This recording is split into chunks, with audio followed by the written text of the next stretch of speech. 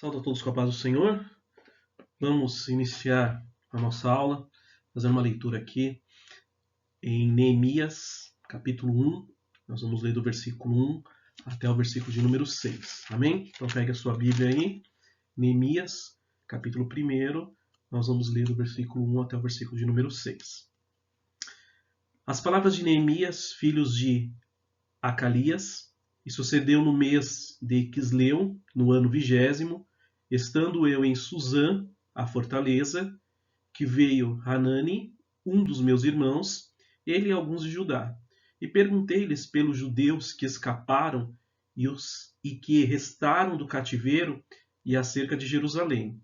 E disseram-me, os restantes, que não foram levados para o cativeiro, lá na província, estão em grande miséria e desprezo, e o muro de Jerusalém fendido e as suas portas queimadas a fogo.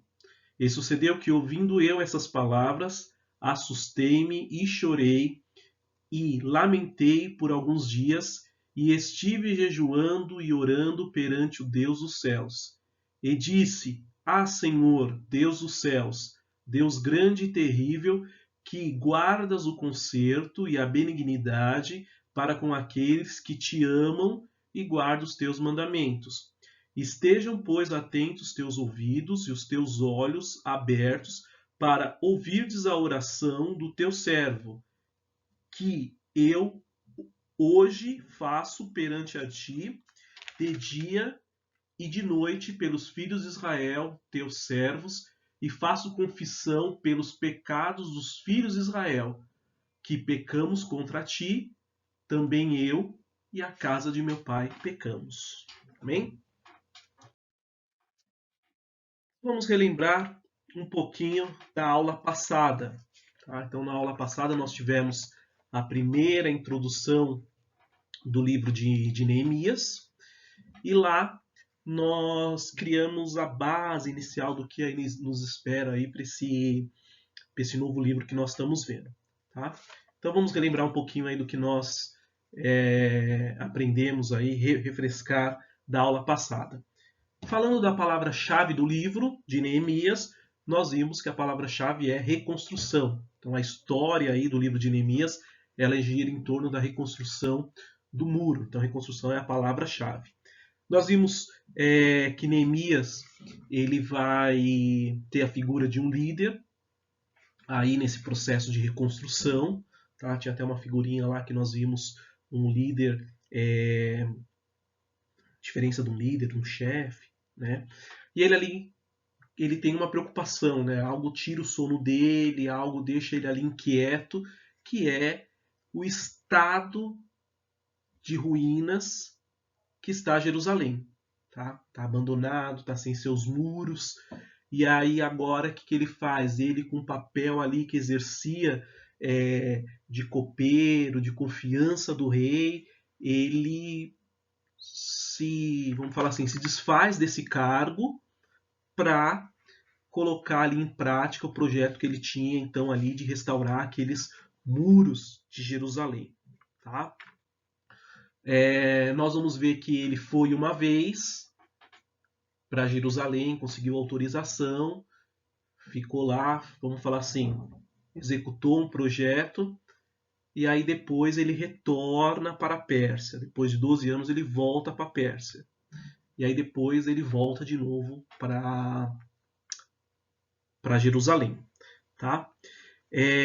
Nós vimos que há uma certa discussão entre os teólogos, entre os estudiosos da Bíblia, sobre a ordem que aconteceram essas idas para Jerusalém, considerando Esdras, considerando Neemias. Tá? Então a gente segue uma ordem, falando, olha, foi primeiro Esdras, depois foi Neemias. Mas aí tem uma certa discussão que a gente viu ali, há uma história inserida em Neemias, de Esdras. Então ali já era uma discussão, falou, olha, acho que não foi bem assim, acho que Neemias foi primeiro, depois Esdras. Então tem essa discussão. Eu falei para a gente não se ater muito, é importante saber que existe essa vamos falar assim, linha de raciocínio, uma possível divergência entre as datas, e aí gera essa discussão.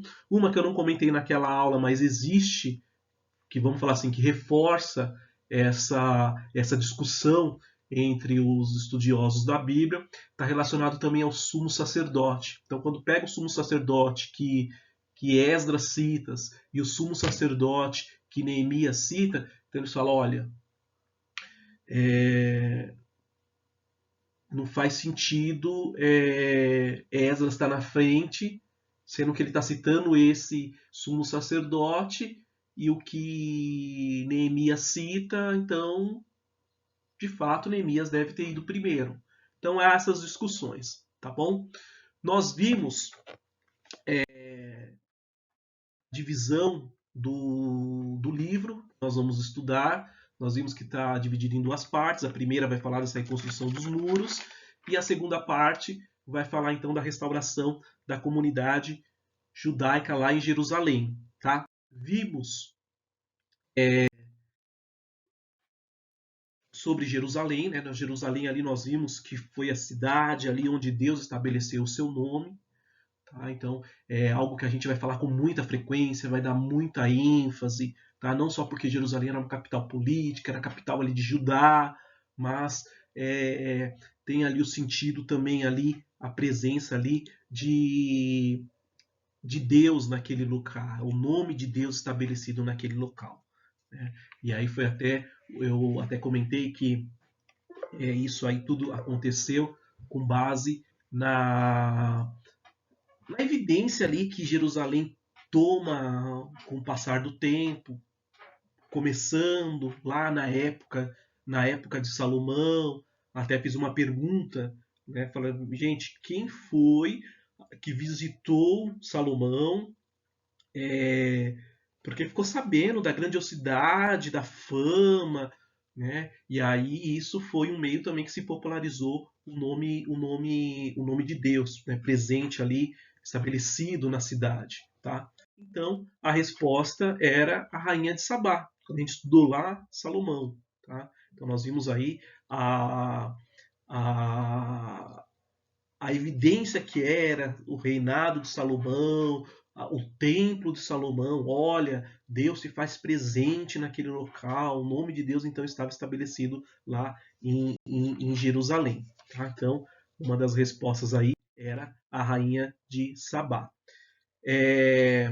Eu fiz outra pergunta para vocês, né? Falei, olha, em várias épocas ali, Deus usou vida de pessoas, de homens, nesse processo de restauração. Então, a gente está falando da restauração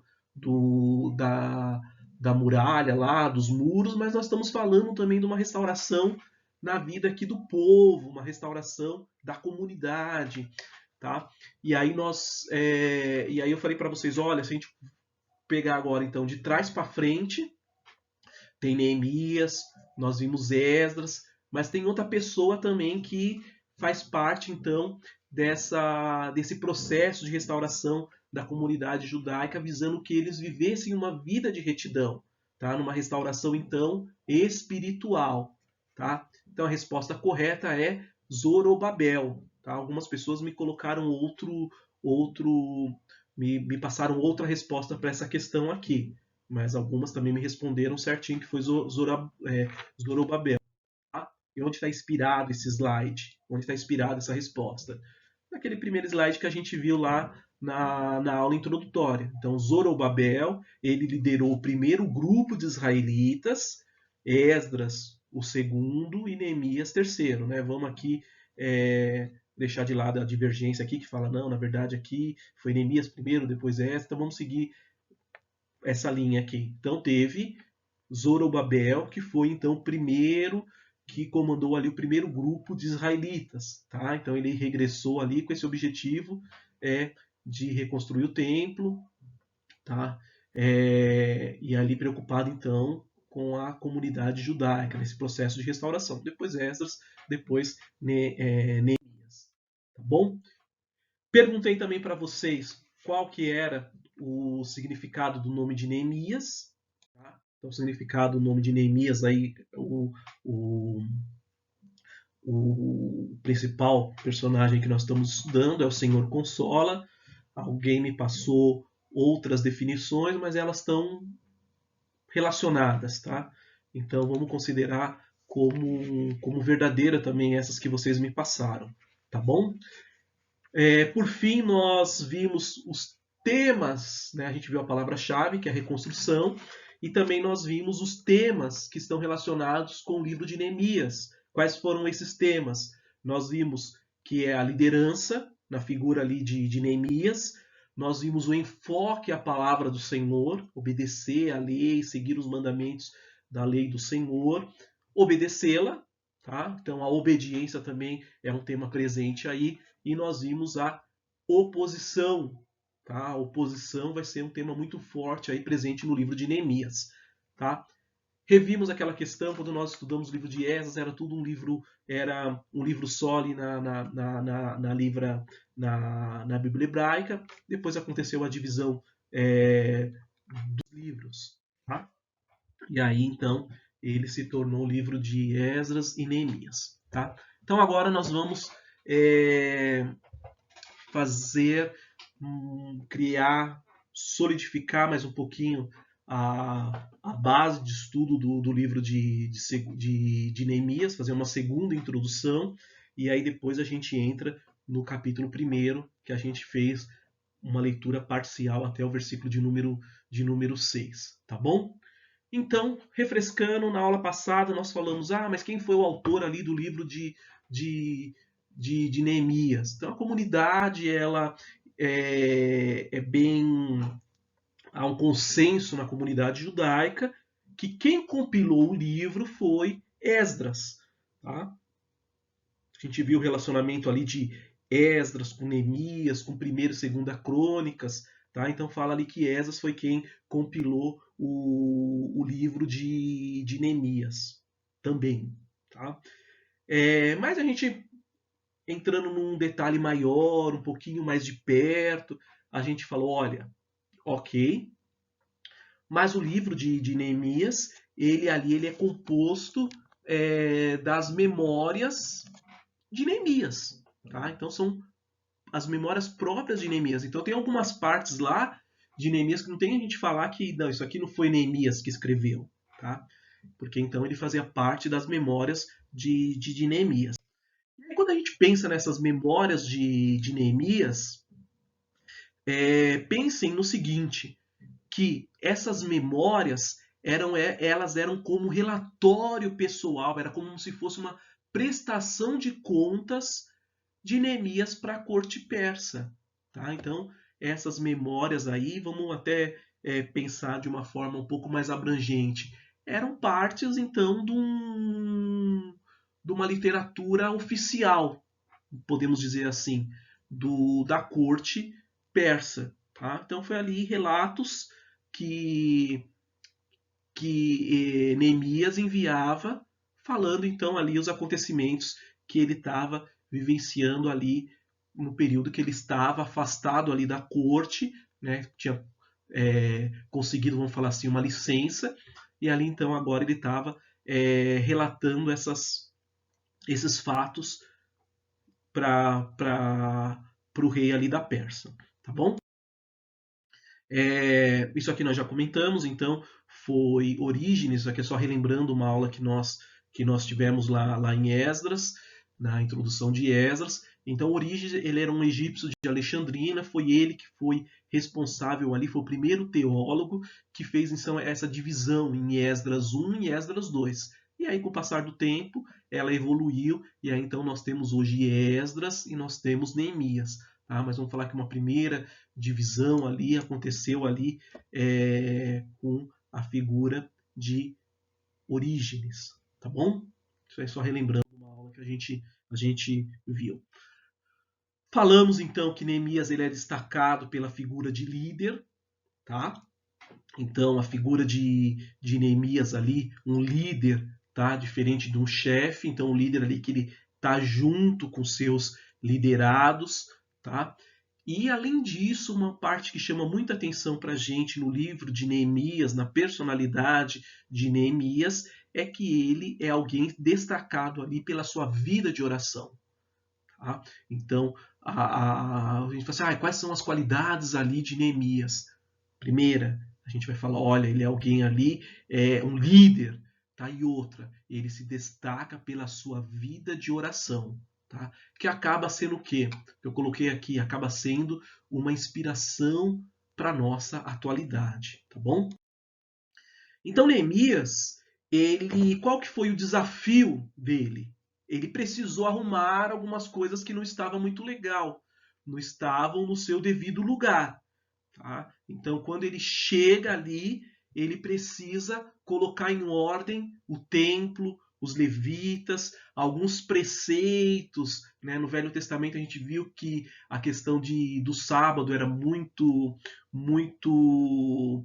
era um preceito da lei, tá? Então tinha que ser seguido. E aí nós vamos ver também, novamente, uma questão da história com mulheres pagãs. Tá? Então, esse é um desenho muito típico. Ele chegou lá, a casa está toda bagunçada.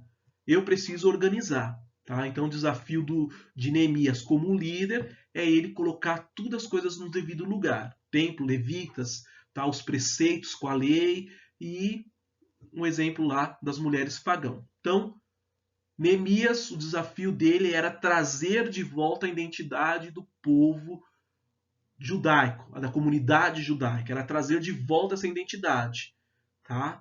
Que com o passar do tempo aí então ela estava essa figura aí estava bastante bagunçada. Então o desafio dele era trazer de volta a identidade do povo judaico, tá? Da comunidade judaica, tá?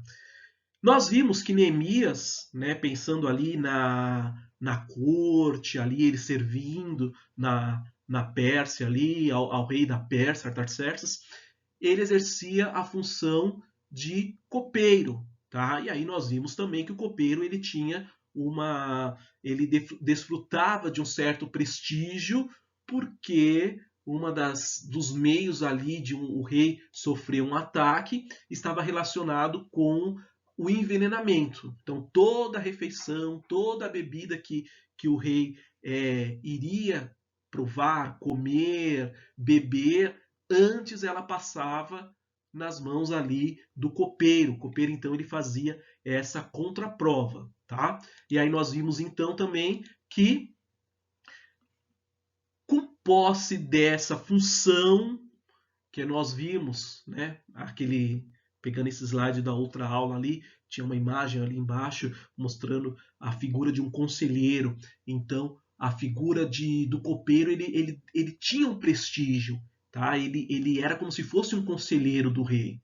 Tá? Então, o rei existiam os conselheiros, mas o copeiro, pela intimidade, pelo estar muito próximo ali do rei, ele tinha então essa característica de confiança do rei. Então, o que Neemias faz? Neemias ele usa dessa posição privilegiada para ele colocar em prática um plano de algo que tirava o sono dele. Né? Então, o sono que tirava dele ali era a situação que estava os muros de Jerusalém. Tá? Os muros de Jerusalém estavam numa situação ali que precisava de uma restauração, e agora então Neemias ele usa daquela posição privilegiada que ele tem para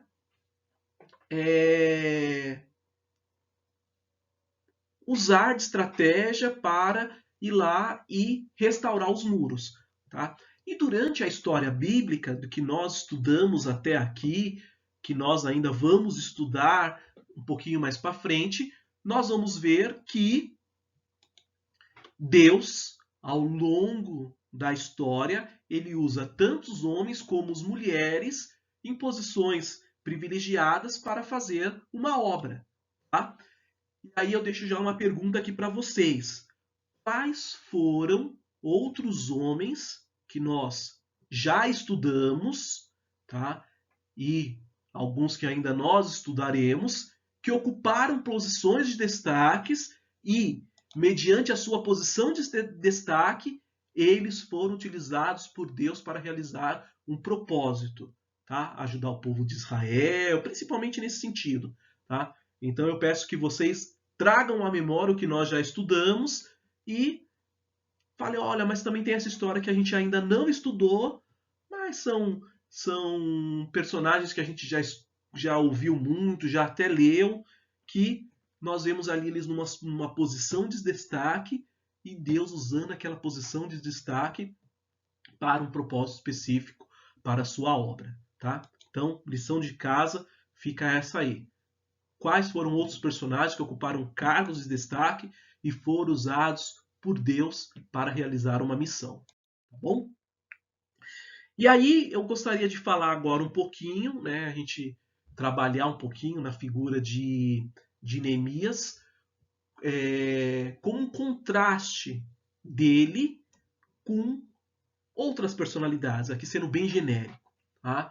Quais as qualidades ali de Neemias quando a gente compara, se a gente fosse comparar com outros personagens, com outros homens, outras mulheres até. Tá? Neemias e esses outros aqui, né, a gente pode até trazer para a nossa realidade.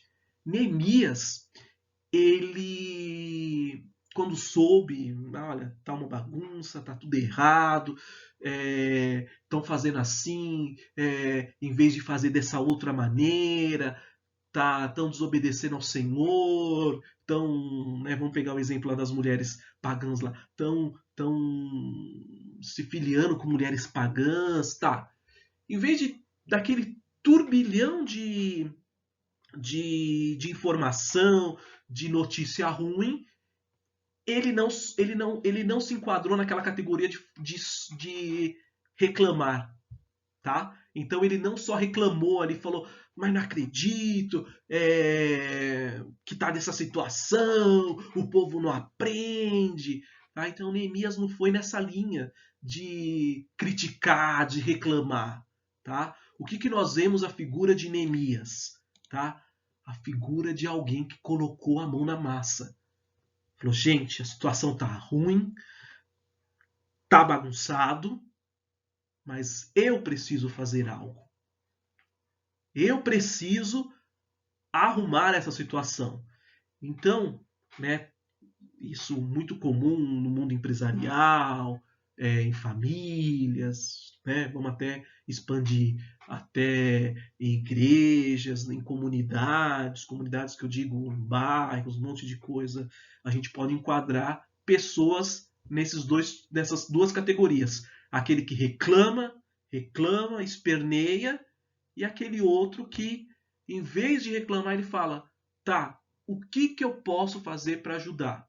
Tá? Então Neemias ele se enquadra nessa categoria. Você não vai ver ele reclamando, ele esperneando, você vai ver ele agindo, colocando a mão na massa para resolver aquela situação. Tá? E aí, como nós já comentamos, Neemias, o que ele faz? Ele deixa uma posição privilegiada lá na corte, tá? Numa cidade rica, numa cidade poderosa, num conforto que ele tinha, para exercer a função de um governador, e aí até coloquei entre parênteses ali de um empreiteiro, porque nós vimos que ele era um líder que colocava a mão na massa, numa cidade menor, numa localidade pequena, numa localidade, vamos falar assim, difícil, que não tinha essa segurança que ele tinha lá quando ele estava na corte, tá? Então nós vemos ele assim se abdicando da sua posição confortável, tá? Então o exemplo que eu coloquei aqui é como se o Onyx Lorenzoni, nós vemos que é uma personalidade ali no governo atual, tá? Ele é um ministro, é como se ele largasse o cargo de ministro dele e ele falar, olha, eu vou pegar essa obra aqui, eu vou eu vou agora então colocar a mão na massa, tá? Então, de fato, é um contraste muito grande, tá? Mas é isso que de fato aconteceu com Neemias. Então ele largou todo o prestígio que ele tinha na corte e ele falou: olha, eu vou ser governador, né? Mas pensem mais na figura de um empreiteiro, alguém que colocou a mão na massa para restaurar ali os muros, para liderar aquele povo, para governar aquele povo, numa cidade então que ele saiu do 80 para o 8, né? Tinha um contraste muito grande. Bom, tem uma perguntinha aqui que vocês reflitam, tá? Quais eram os desafios, então, materiais e espirituais enfrentados por Neemias? Tá? Muito simples, tá? O material qual que era? Era a questão dos muros, tá? Uma cidade sem muros era um problema, tá? Então, Jerusalém ali ela estava com uma situação tanto complicada. Precisava o desafio material dele, então, era a restauração dos muros. Tá? E qual que era o outro desafio que ele tinha pela frente, espiritual? Era o compromisso dos judeus com a lei do Senhor, compromisso com Deus. Tá? Que isso vai ser sempre um problema aí na história que nós já vimos passada e ainda vamos avistar. Então, pensando do lado material, eu preciso reconstruir o muro. O muro físico precisa ser erguido. Pensando do lado agora espiritual, eu preciso conduzir este povo a voltar a ter o compromisso com Deus, com a sua palavra, observar os mandamentos. Então esse era os desafios que ele tinha, de um lado espiritual e do outro lado material. Tá? Então o objetivo principal era então que o povo caminhasse, seguisse aí o alvo, né? Caminhasse junto. Tá? Então pense agora em Neemias nessa figura aí, de olha, vou pegar na mão do povo e nós vamos conseguir alcançar esse objetivo. Tá? Vamos junto nesse desafio. Tá? Uma perguntinha para vocês refletirem. Tá? Por exemplo, quando nós vemos lá a tentação de Jesus no deserto, né, nós vemos o inimigo ali tentando, não uma, não duas, tá? Várias vezes Jesus. E aí nós vemos que para cada tentação que o inimigo apresentava para Jesus, lá no deserto, ele rebatia com uma citação. Então ele falava, olha, está escrito. Tá? Então o que ele fazia? Ele se baseava na palavra. Então ele pegava uma citação aí e falava assim, olha, não senhor, porque também está escrito dessa forma. Tá bom? Então ele rebateu o inimigo com citações da palavra do Senhor. Então a primeira lição de casa, uma outra lição de casa que eu deixo para vocês, qual que é? Neemias, ele é citado no Novo Testamento? Quando a gente vasculha lá o Novo Testamento, a gente vê, por exemplo, muitas vezes Paulo, quando ele faz algumas citações, ele traz à tona o Velho Testamento, ele faz citações de Jesus. Pergunto, durante ali os livros, né, do Novo Testamento, há alguma citação direta de Neemias? Sim ou não? Se não, é uma resposta curta. Não. Sim, olha, então. Aí eu só vou dar um exemplo, tá? Lá em Mateus, capítulo tal, versículo tal, está se referindo aqui a Neemias. Tá bom? Simples assim. Aí Neemias, ele também, né, assim como Esdras, nós vimos Esdras, olha, Esdras tem uma importância muito grande, né? É apenas ele tem 10 capítulos ali, mas quando a gente começou a estudar, vamos falar assim, cavar a história de Esdras, entender o nosso personagem, nós falamos, olha, Esdras, ele é uma figura muito importante. Tá? Então ele tem uma importância, não só para essa história que nós estamos estudando, mas para o contexto do judaísmo como um todo, Esdras é uma figura muito importante. Tá? E Neemias, ele também acaba sendo muito importante, tá? Que quando nós pegamos os escritos do Antigo Testamento, nós vamos ver que Neemias ele é um dos últimos, tá? Que deixa então uma história ali no final do Novo Testamento, tá bom? Pense o seguinte: após Neemias, tá? Nós vamos entrar naquele período intertestamentário, tá? Um período ali de silêncio de 400 anos, tá bom? Então Neemias aí ele tem uma importância muito grande ali quando a gente vê essa história. Vamos falar assim, o final da história do Novo Testamento, ele passa por Neemias, tá? E aí uma outra pergunta, tá? Pensando agora em Neemias, tá? Qual a relação de Neemias com outros livros do Antigo Testamento, tá?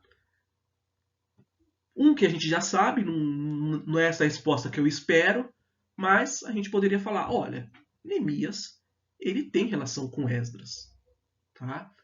Só com Esdras? Não. Tem mais relação. E aí eu quero então que vocês pensem, pesquisem qual outra relação de Neemias com outros livros do Antigo Testamento, tá? Pode ser um, pode ser dois, tá? Quero que vocês falem, olha, além do livro de Esdras, que tem uma relação com Neemias, também existe essa outra relação, tá bom? Então pesquisem isso aí que é importante para a gente voltar nesse assunto aqui do período de 400 anos de silêncio aí, esse período intertestamentário que nós vemos ali presente entre o final do Antigo Testamento e do Novo Testamento. Lembrando que a Bíblia, esses livros que nós vemos aqui, elas não estão em ordem cronológica, tá bom? Então, quando a gente pega lá, por exemplo, o livro de Daniel, Oséias, vamos pegar o livro de Jonas, eles estão inseridos, muito deles, na história pré-exílica. Tá? Mas vamos pensar na ordem que a gente já seguiu aqui, já chegamos em Esdras aqui, em Neemias. O exílio já passou, mas nós ainda estudaremos livros lá na frente que vão tratar do período antes do exílio. Tá? Então, alguns profetas aqui, tá bom? Um fato interessante que eu trouxe no livro de... Aqui está errado, tá? Neemias, depois eu corrijo lá. Quando nós estudamos o livro de Esdras, a gente trouxe alguns fatos curiosos, né? Que eu estou chamando aqui de estatísticas, tá? E aí, então, aqui no livro de Neemias, a gente tem alguns detalhes interessantes também. Então, é o 16º livro da Bíblia, composto de 13 capítulos, e aí tem 406 versículos, tá? E o que nós vamos ver de interessante aí, alguns detalhes extras no livro de Neemias, tá? Vamos ver que em 3 versículos nós vamos ver cumprimento profético, em 3 versículos nós teremos profecia, tá? Em contrapartida, nós não temos nenhuma promessa, nós não temos mensagem de Deus, tá? Mas estarão presentes aí 14 ordenanças e 24 perguntas no livro de Neemias, tá bom? Depois eu corrijo essa parte aqui quando for publicar lá a aula no nosso repositório, tá? Um outro fato que é bastante interessante quando a gente começa a pensar, vamos falar assim, na importância, o que mudou com Neemias, o que mudou com Esdras, tá? Mas agora voltando aqui para Neemias, é que Neemias ele começa a marcar um período de transição, tá? De alguns conceitos, algumas práticas na comunidade judaica. Então a primeira que a gente vai ver é que a gente vai começar a observar é a questão da escrita. A escrita agora ela vai ter uma ênfase maior, vai ter uma valorização maior. E como que era antes? Existia, vamos falar assim, né? Pode até ter alguns tópicos ali da escrita no passado, mas o que prevalecia era a tradição oral. Tá? Então a oralidade era muito presente, era muito forte, mesmo que existisse a escrita. O que prevalecia maior era a oralidade. Tá? E agora, a partir de Neemias, o que começa a prevalecer? A escrita. Tá bom? Então a oralidade ela começa a perder assim um tanto a tua importância e começa agora a dar ênfase na escrita, tá bom? Então, olha, tá aqui, tá escrito, ó, vamos pesquisar, vamos ler, tá bom? Então, agora uma ênfase maior voltado para a escrita, tá?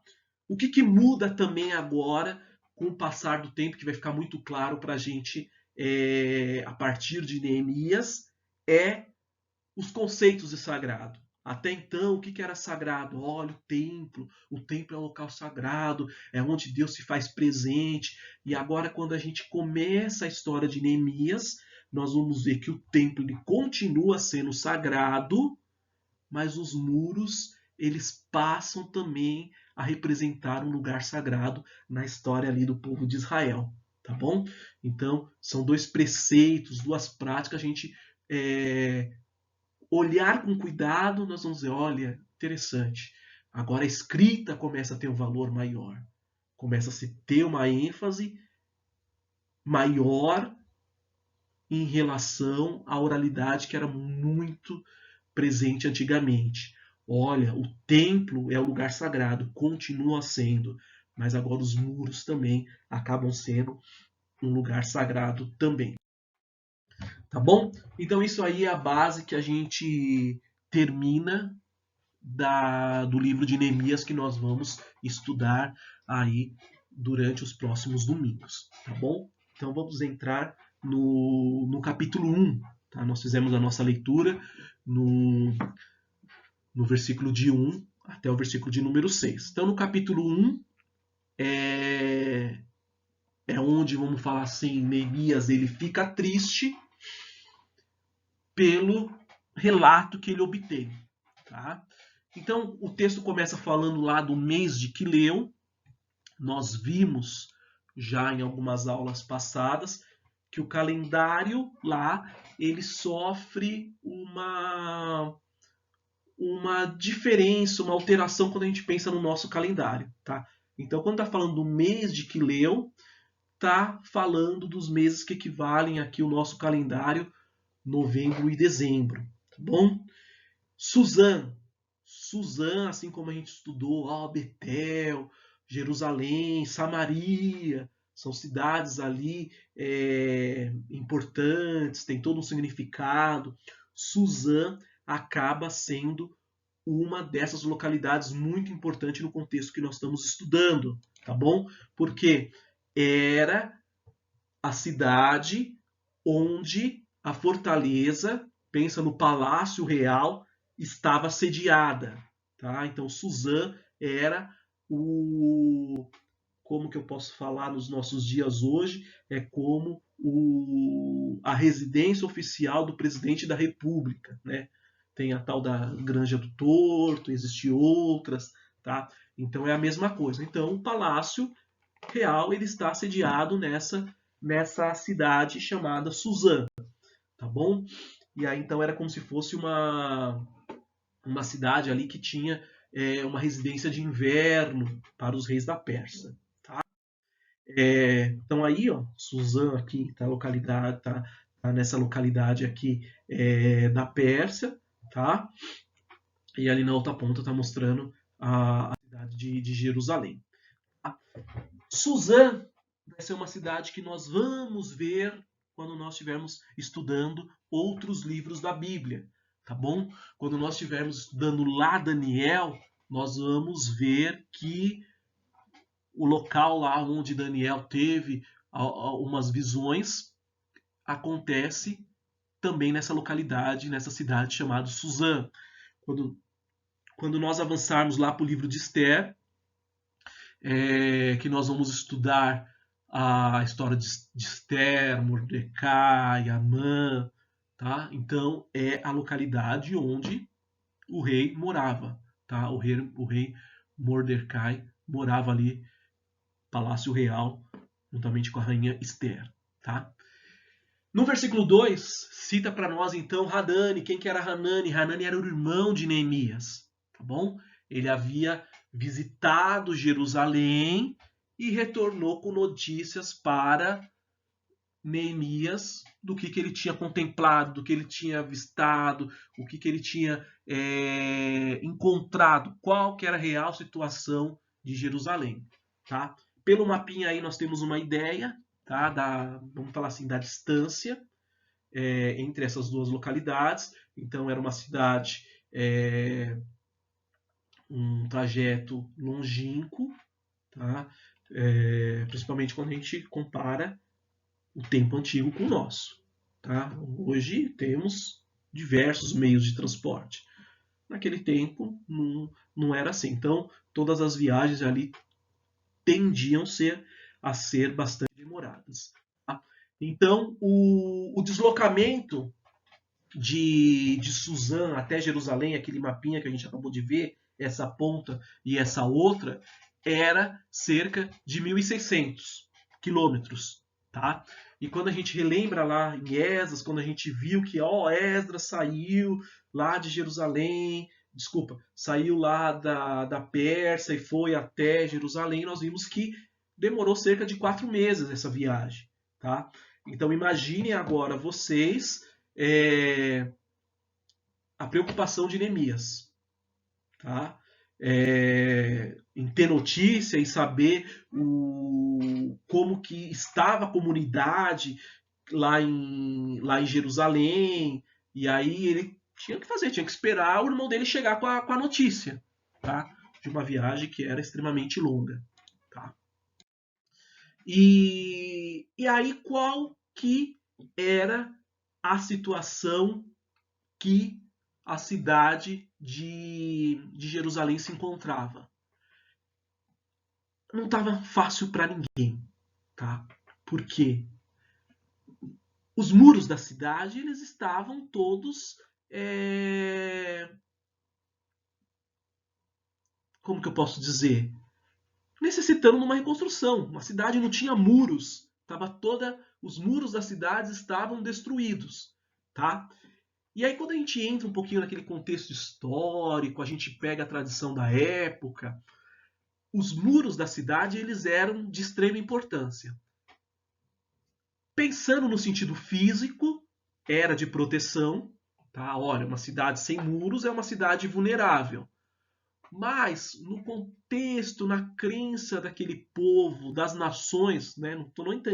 Nem quero entrar nem no detalhe aqui que Israel tinha essa crença, não, mas vamos pensar na tradição da época. Acreditava-se que uma cidade murada, com seus muros, era uma proteção das divindades para com aquele povo, tá? Então, uma cidade que alguém passasse ali e estava toda destruída, sem os muros, falei, essa cidade aqui não tem nenhum Deus que protege ela. Olha a situação dela. Tá? E aí, em contrapartida, você passasse por uma cidade toda murada, né? Aqueles que tinham essa crença falavam, olha, essa cidade está protegida pelo Deus fulano de tal. Tá? E agora trazendo isso, deixando a questão de deuses, né, desse mundo politeísta, mas trazendo para o cenário do povo de Deus. Uma cidade sem muro era uma vergonha para o Deus verdadeiro, o Deus de Israel. Tá? Uma cidade em ruína, sem um muro, né? Então o povo poderia fazer essa associação. Falar, mas cadê o Deus desse povo? Olha o muro dessa cidade, toda destruída, tá bom? Então, o muro destruído, em ruínas, de certa forma era uma vergonha para o nome de Deus. E aí o que acontece? Neemias recebe aquele relato, fala, ó, a situação lá está caótica. O muro está todo destruído, a cidade está vulnerável. E aí Neemias ele fica abalado, né, com aquele relato do irmão dele. Porque sem muros a cidade ela é vulnerável, tá? Vamos pensar que existia o templo, existia ali riquezas no templo, né, de quando o templo foi reconstruído, grande parte foi levada ali naquelas primeiras comitivas, foram levados ali para Jerusalém, para o templo, algumas coisas que já pertenciam, outras coisas novas que foi arrecadado, tá? E aí então era um perigo muito grande de a cidade sofrer um ataque e sofrer então um novo esvaziamento ali das riquezas que haviam ali dentro do templo. Tá? E aí nós vamos ver então, no versículo 4 que nós lemos aí, uma expressão muito, muito presente ali no livro de Neemias, no livro de Esdras, que nós já estudamos. Tá? É a expressão Deus do céu. Tá? Nós vemos ali essa expressão para o Deus Altíssimo. Tá? Então vai ser muito usada, tá? No livro que nós estamos estudando e também foi muito utilizada lá no livro de Esdras. Tá? E aí o que Neemias faz então agora? Ele traz à memória o concerto, ele faz uma referência ao nome do Senhor, ao Deus de Israel, tá? Mas aquele Deus lá do concerto. Tá? Então, quando ele usa essa expressão, né, Deus dos céus, Deus grande e terrível, que guarda o conserto e a benignidade para com aqueles que te amam. Então, quando ele está dando essa introdução, fazendo, Senhor, Deus dos céus, Deus grande e terrível, que guarda o conserto, tá? Trazendo para os nossos dias uma forma de expressão da mesma forma que nós utilizamos com uma frequência muito grande em nome de Jesus nas nossas orações. Olha, em nome de Jesus, tá? Essa mesma referência, tá? Ele é uma referência similar, né? Vamos falar assim. Então, quando ele estava fazendo essa referência, ele estava trazendo à memória lá o conceito que a gente vê lá no Pentateuco, tá? Então, Deus dos céus ali, ele reconhecendo como Deus divino, soberano sobre todos, tá? Então ali quando Neemias ele faz essa declaração, vamos pensar que até existia pessoas ali que não adoravam ao Senhor, tá?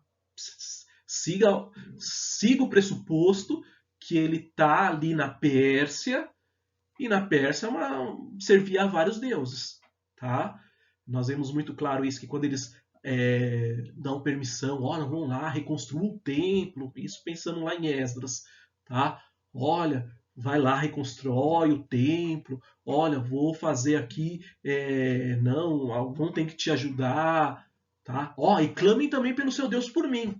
Então os reis ali da Pérsia ali, eles eram politeístas, tá? Eles não queriam de maneira nenhuma atrito com os deuses das nações que eles levaram cativos. Tá? Olha, nós acreditamos no seu Deus também.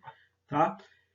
E aí, quando Neemias ele faz essa oração, tá? Vamos pensar de uma maneira bem sutil, ele está fazendo uma declaração para que todo mundo ouvisse. Olha, a minha oração é para o Deus soberano, único e verdadeiro. Tá bom? E aí ele usa, né, nesse capítulo, nesse versículo 5 que nós estamos lendo aqui, que guardas o conserto e a benignidade para com aqueles que te amam e guardam os teus mandamentos. Então ele faz referência aqui, quando ele usa conserto e benignidade, ele está fazendo uma referência às promessas de Deus para com o seu povo. Tá? E aí ele, no versículo 6, ele menciona, olha, estejam, pois, atentos os teus ouvidos e os teus olhos abertos. Tá? Então, o que ele faz aqui? Neemias ele pediu, né, para que o Senhor tivesse atento enquanto ele clamava. Tá? São mais uma palavra de encorajamento. Nós sabemos que Deus, ele sempre está com seus ouvidos abertos para ouvir o clamor do seu povo, tá bom? Então, quando ele usa essa expressão, quando Neemias usa essa expressão, é uma expressão mais de encorajamento, tá? Tanto para ele, quanto para quem estava participando daquela nação, para quem estava ouvindo, tá? Ela falou, olha, Deus atente para o meu clamor. Mas Deus estava atento. Deus está atento para o nosso clamor. Quando nós clamamos, ele não está com os ouvidos e os olhos cerrados para não ouvir a oração dos teus filhos, né? Deus está com seus olhos abertos, seus ouvidos bem abertos para ouvir o nosso clamor. Filhos de Israel, cita nesse versículo 6, tá? Ele faz um link com o passado, tá? Ele fala, olha, então a nação de Israel, tá certo que ela sofreu uma divisão, mas olha, quem vai continuar aqui dando continuidade à história, às promessas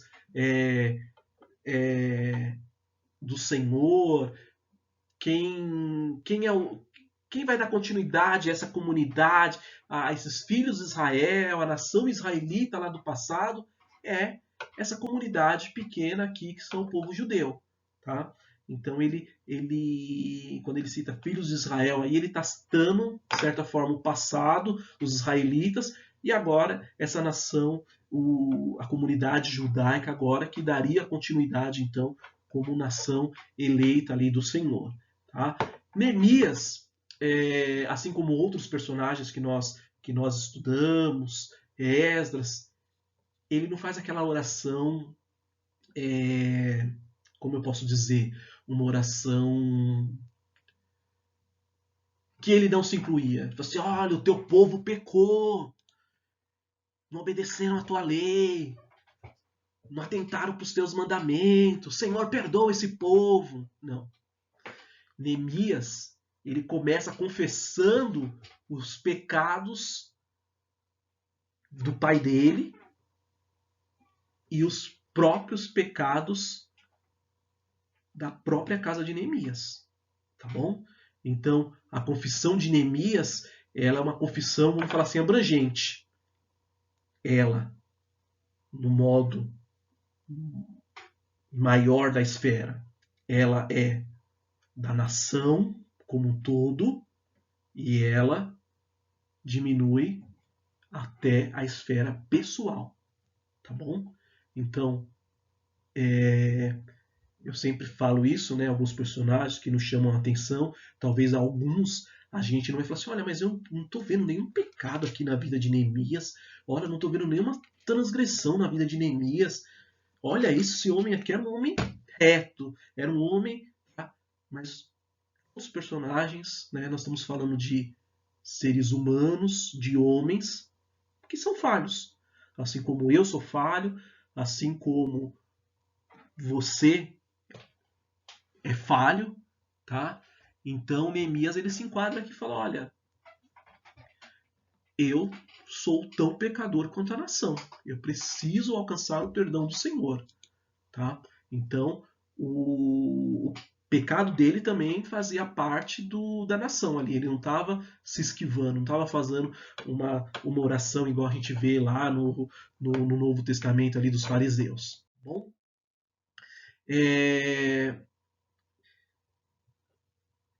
E aí uma perguntinha, qual que era a transgressão que o povo havia realizado? Tá? O povo, tá? Assim como, né, quando fala em transgressão, para mim sempre vem muito presente para mim quando nós estudamos o livro de Juízes. Tá? O livro de Juízes é um livro que me marca muito na questão de o povo se desviar dos caminhos do Senhor. O povo ia lá, se desviava, errava, era oprimido, sofria, clamava ao Senhor, Deus mandava um juiz, um libertador, e aí o povo caía no círculo vicioso. O povo ia lá, caía para adoração de falsos deuses, adorava deuses estranhos, e aí depois clamava ao Senhor, Senhor mandava um outro libertador, Gideão, Débora, infinitos, vários, e aí libertava o povo. Tá? Então, desde lá da época antiga, e, vamos falar assim, a época pós-exílio, o povo ainda estava vacilando na questão de não obedecer os mandamentos do Senhor. Não obedecer a palavra do Senhor na sua totalidade. Tá? Então isso é um problema que nós vimos lá no passado e infelizmente nós ainda estamos vendo. E vai ser algo que nós vamos ver quando nós estivermos lá no Novo Testamento. Tá? Um exemplo que vem muito claro na minha mente agora, bastante conhecido das nossas vidas, é Ananias e Safira. Tá? Pecaram. Quiseram enganar o povo, enganar os homens de Deus. Mentiram. Não obedeceram o mandamento do Senhor. Tá? Então, esse é um problema que nós já vimos. Infelizmente, vamos continuar vendo e vai ser um problema que nós vamos ver ali presente também no Novo Testamento. Né? Nós vamos ver tem aquele versículo que fala, né, que o meu povo erra por não conhecer as Escrituras, né, não conhecer a palavra do Senhor. Vamos até mais, não praticar. Né? Alguns conhecem e não praticam. Tá? Então nós vemos isso aí como algo que o povo ainda estava errando, estava cometendo essas transgressões. Não obedecer à lei do Senhor na sua totalidade. Neemias, ele, diante da confissão, tá? Ele lembra que se o exílio existiu porque o povo errou, desobedeceu e Deus ali cumpriu o que ele havia prometido, tá? Que era o que essa figurinha aí, espalharia o povo entre as nações porque eles haviam descumprido a palavra do Senhor, principalmente com a questão da idolatria, tá? A questão da idolatria ali ela é muito forte, tá? E aí olha, somente ao Senhor teu Deus adorarás. E aí nós vemos diversas vezes o povo de Deus aí se filiando com mulheres estranhas, trazendo paganismo para dentro de Israel, adorando a outros deuses. Então, o principal motivo ali estava relacionado com a idolatria. Então, assim, olha, Neemias traz essa memória, olha, o povo foi levado cativo, perdeu a sua terra, né? Foi devastado, fruto da sua desobediência em não cumprir o concerto do Senhor. Mas Deus, na sua infinita misericórdia, havia feito uma promessa que o povo retornaria à sua terra natal se eles se arrependessem e se eles voltassem a obedecer, servir ao Senhor, tá? Então, Neemias nessa oração ele traz essa memória aí, tá?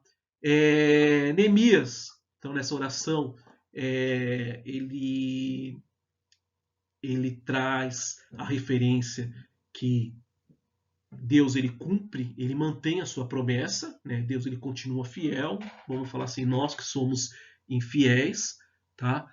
Então por isso que ele começa a fazer essa confissão, tá? Dos pecados pessoais do povo, tá? Então ele lembra, né, que o Senhor ali traria de volta o povo para o lugar onde o nome dele estava presente.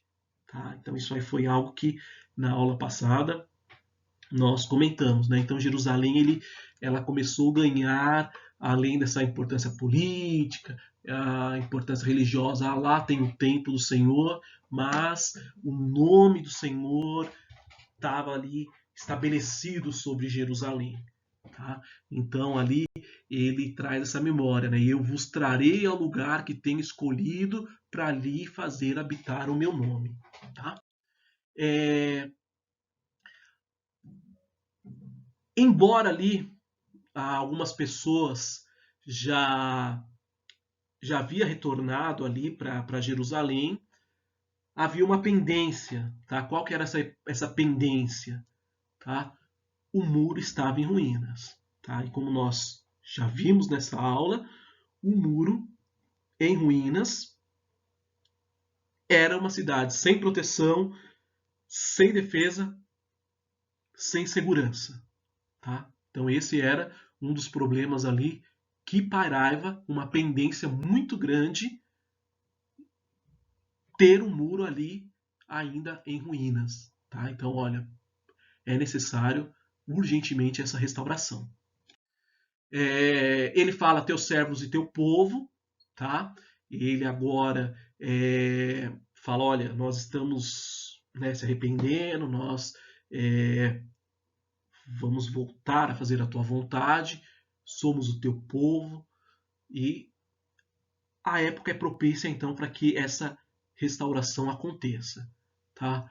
E aí ele traz a lembrança, né? Ele cita a tua forte mão, é uma expressão então que é como se nessa oração ele estivesse recapitulando toda a história de libertação que aconteceu lá nos primórdios no Egito, quando Deus, com mão forte, libertou o seu povo das mãos de Faraó, tá? E aí agora, ele no versículo 11, ele pede humildemente que o Senhor fizesse ele prosperar nos seus objetivos, nos seus intentos, tá? Então, como nós vimos, não faltava motivos para que Neemias ele ficasse na corte do rei. Tinha prestígio, tinha privilégios, tinha um monte de fatores a favor, que se alguém, vamos falar assim, sem a espiritualidade dele, ia falar, eu largar aqui para ir lá para Jerusalém, uma cidade que não tem nada para oferecer, um mega trabalho que eu vou ter, tá? Então ele pede ao Senhor que os seus caminhos fossem prósperos, tá? Porque ele ia largar tudo ali para seguir então esse desejo, tá? Algo ali que estava no coração dele, né? Vamos até ir um pouquinho mais além, algo que Deus plantou no coração dele ali para que ele fizesse em prol ali da nação judaica. Então ele opta por deixar toda essa regalia, tudo que ele tinha, e ir até Jerusalém, reconstruir os muros e restaurar a comunidade judaica. Tá? Então, isso é o que nós concluímos hoje aí na nossa lição. Terminamos a segunda parte da introdução de Neemias e o capítulo 1. Tá? E aí na próxima aula nós continuamos a partir do capítulo 2. Mas eu gostaria de fazer uma reflexão aqui com todos vocês, algo que me chamou bastante atenção quando nós estudamos toda essa base, né, em volta da personalidade de Neemias, que nos chamam bastante atenção, trazendo para os nossos dias. Né? Sempre quando eu falo isso na escola dominical, sempre quando vocês estiverem lendo a Bíblia, sempre quando vocês estiverem lendo um livro, o maior desafio de vocês é primeiro, entender o contexto, né? Qual era o contexto que aconteceu a história de Neemias? Por isso é importante essa base que a gente está vendo. Olha, a Pérsia dominou a Babilônia, tá? Aí libertou o povo, deixou o povo ir. Então tem todo um contexto quando a gente lê uma passagem bíblica, tá? Mas para quem que foi endereçado isso? Qual que era o objetivo? O que estava acontecendo? Como que era vamos pensar, a tradição da época, como a gente muitas vezes apresenta algumas partezinhas na lição. Olha, naquele tempo, então, as muralhas, elas tinham uma conotação de os deuses, de proteção. E algumas a gente vai ver que não se aplica para o povo de Deus, mas é importante a gente conhecer esse contexto. E aí quando então a gente estudou, né, essa segunda base, aí, essa segunda parte aí do livro de Neemias, personagem, algumas coisas servem de reflexão para a nossa atualidade. Qual que é essa reflexão que eu quero deixar nessa manhã de domingo para vocês, né, na nossa aula do dia 12 de abril de 2020. Neemias, ele se destaca, né, a gente viu, pela sua posição de líder, mas ele se destaca como uma personalidade de oração. Alguém que ora para que Deus desse a orientação do caminho que ele deveria seguir. Tá? Qual que é a direção que eu tenho que tomar?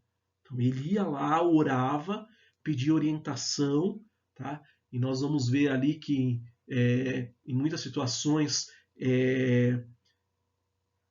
não era coisa trivial. Vou fazer uma oração aqui, né? De vez em quando eu até brinco, uma oração express, vamos ver. Não, talvez eram meses de oração para que então o Senhor desse uma resposta, apresentasse ali para ele qual a direção que ele deveria tomar. E nos nossos dias hoje,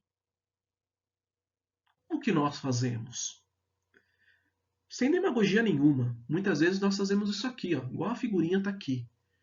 Eu preciso fazer isso, preciso fazer isso, preciso fazer isso, e começo a fazer essas coisas.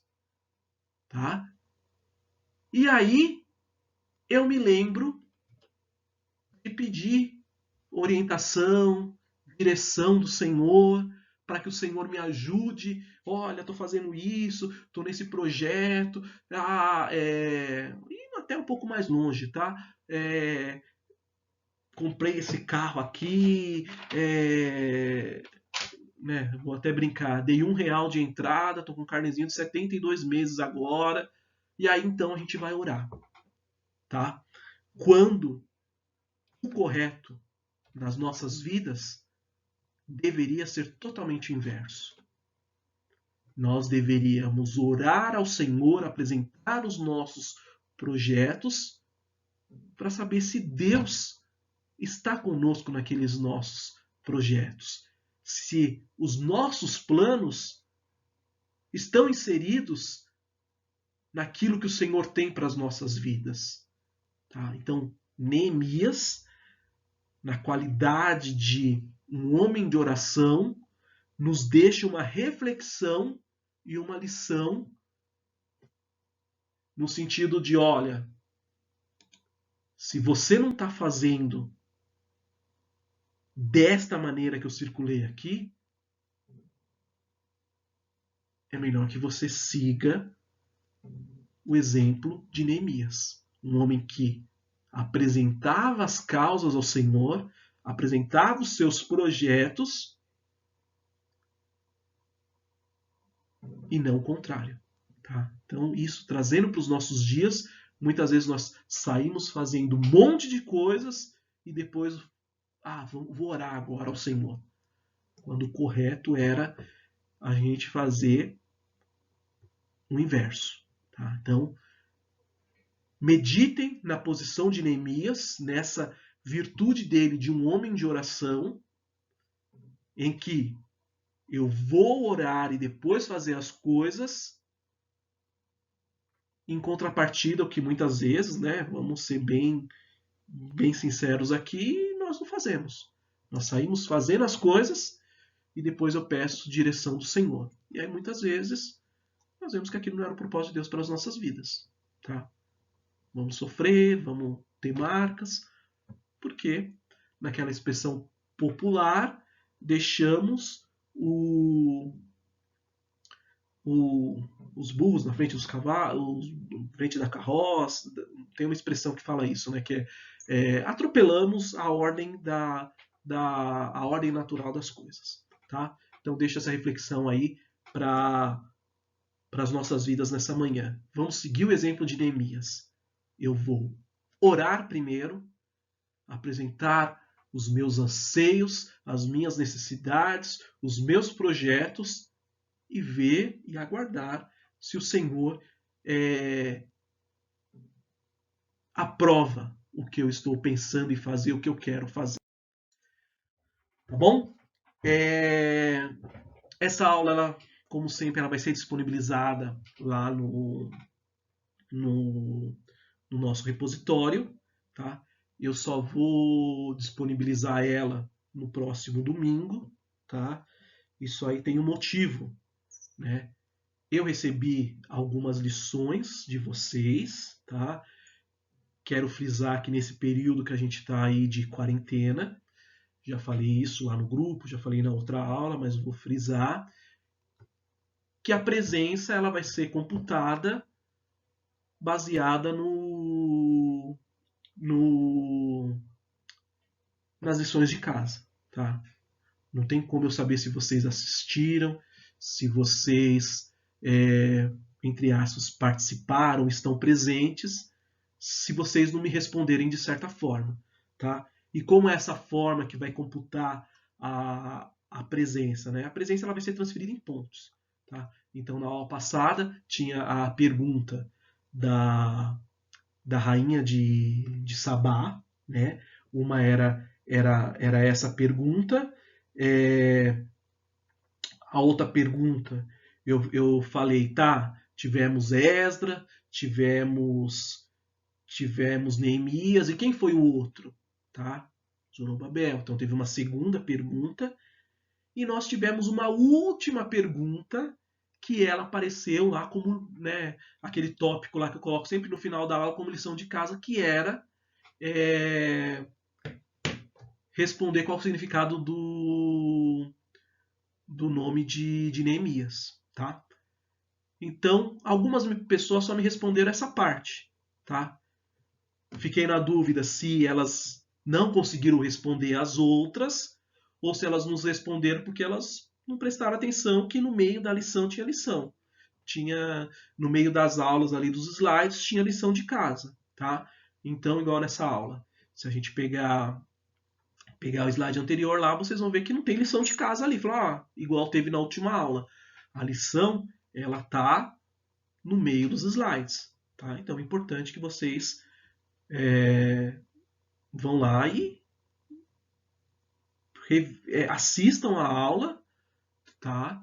E respondam as perguntas igual vocês responderam no particular para mim. Isso que vai contar a presença. Tá? Sendo bem sincero, tivemos um coro baixo, muita gente não respondeu. Tá? Então eu reforço aí para vocês estudarem a lição, porque enquanto a gente não tiver aí com essa restrição, todo domingo eu vou disponibilizar a aula. Tá? E aí, né, que não aconteça isso, mas vamos falar que se a restrição prevalecer por mais alguns meses, nós vamos terminar Neemias, já vamos entrar no próximo livro e a aula continua. Tá? E a presença vai continuar através dessas respostas. Tá? Eu gostaria que, né, lá quando a gente tiver a nossa confraternização, todo mundo ganhasse, todo mundo ganhar. Tá? Então, um pontinho ou outro faz a diferença. Tá? Então, se atentem a isso. Prestem atenção nas perguntas que tem lá. Tá? Vou procurar não colocar pergunta muito difícil. Tá? Algumas vai ter um pouquinho mais difícil, porque a gente precisa, de vez em quando, criar uma base mais sólida. Tá? Mas pesquisem, respondam, porque isso vai contar ponto. E lá na frente, quando a gente somar presença e ponto, o ponto nesse período que a gente está em restrição de aula ao vivo, né? Estou gravando as aulas, disponibilizando lá no canal no YouTube, e isso que vai contar como ponto, aqueles que responderem as perguntas. Amém?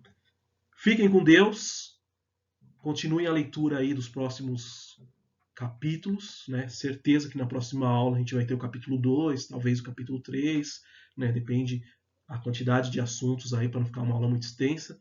Hoje, né, com essas explicações, eu estou deixando a aula um pouquinho extensa, mas na aula que vem aí tem de ser a aula ser menor, tá bom? Fiquem com Deus, façam um culto nos lares, reúna a sua família, né? Vocês não estão podendo ir na igreja, mas é a ótima oportunidade de vocês reunirem a família, cantarem hinos, ler a palavra, orarem pelo pastor, né, que passou pela cirurgia, orar pelos obreiros, orar pela mocidade, orar pelo ciclo de oração, orar pelos varões, orar, enfim, por todos. Tá? Então, vamos continuar ligados em oração. Logo, logo isso aí vai passar e tenho certeza que estaremos de volta ao nosso convívio normal. Amém? Fiquem com Deus, uma ótima semana. Deus abençoe a vida de todos.